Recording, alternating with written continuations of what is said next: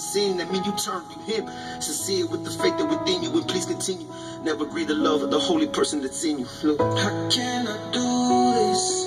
How can I do this? How you doing, man? I just wanted to say something today, man. Today's a beautiful day for me. Today's very emotional, man. Just grateful to be alive today. Truly, everything I have today is because Jesus saved me. Because I listened to that voice. 9 years ago, I tried killing myself. Depression. Listening to the other voice. The other voice telling me I'm not going to make it. It's over. I'm too far gone.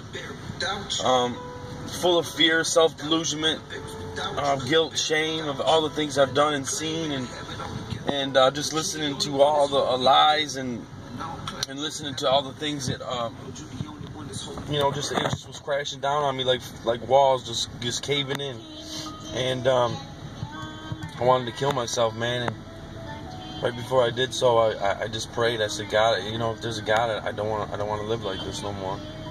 And I'm sorry. Basically just said sorry to him. Just sorry. Hoping that, that just that sorry would give me enough to be able to see my mom and dad when I go to heaven, to see them again, to have that hope. And 4 days I just sat there in a blackout and just puking all over myself and this and that. And my sister came home from Thanksgiving weekend and on a Saturday, and I said, I need to go to church, man. I need to go to church. And I listened to that voice and went to church, man, and got saved. And I just kept listening to that voice. The voice kept telling me, go, ask for help. Go to this meeting at the church. And I went to the meeting at the church. And then I met a mentor, man. I met a guy. God just put this person in my life. He was shining. He was bright.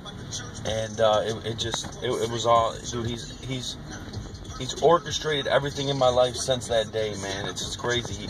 He brought me to certain meetings where there were certain people that gave, that one guy gave me a job, the other, the guy gave me a house to live in, so I had good, stable housing, so I wasn't in a using environment where there was alcohol and drugs and stuff like that and dysfunction. And I stayed with that man for 3 years, didn't even have to pay rent. We just helped each other out. He taught me how to clean. He taught me how to clean the toilet because I didn't know how to do none of this stuff, man.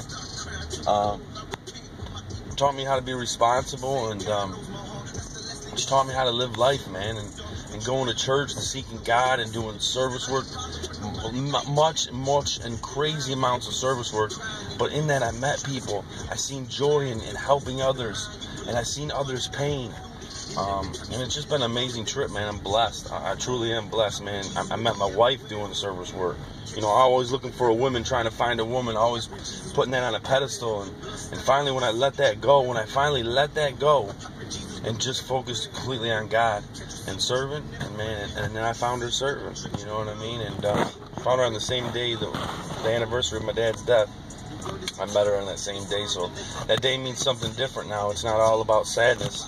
God remade that day for a good thing too, and I could tell you about all the material things, but that stuff doesn't mean nothing to what I have today. I'm in these clothes more than anything. You know what I'm saying? And because I work, man, and I'm just grateful to work. And I was just thinking about it as I'm driving to work today. I'm just like, if I lost everything tomorrow, I'm grateful, man, because I shouldn't even have what I have. I'm a 2-time felon with no education. Society labels me as a criminal. People told me my whole life I was a criminal. I shouldn't even, to enjoy the things that I've enjoyed, going to Florida, doing different activities, meeting amazing people like Pyrex and Brian Trejos and my boy Sean and all these people that I've got introduced to, and all the things that I've gotten to do in the last 9 years. It was never possible. Never possible without God. Never possible without recovery. Never possible. So I thank AA, man. I thank the recovery, the 12 steps. I thank all of my friends and family that prayed for me, that supported me, my church family. Big shout out to Dave Grimm and Bobby Ramirez, man. Them two cats, man. They listen to Double my bull crap and listen to me cry and complain for for years. But I'm grateful today, man, and I'm grateful I get to give it back. You know, that's what 180 is about for me, is giving back what was graciously given to me, and allowing God, you know, these guys to see God. You know, trying to expose guys that don't know God to God. You know what I mean? Let them see how He works. So lots of prayers into that ministry there. So I don't know. I'm just grateful, man. I'm just grateful for another day. Thank you all. Have a wonderful day.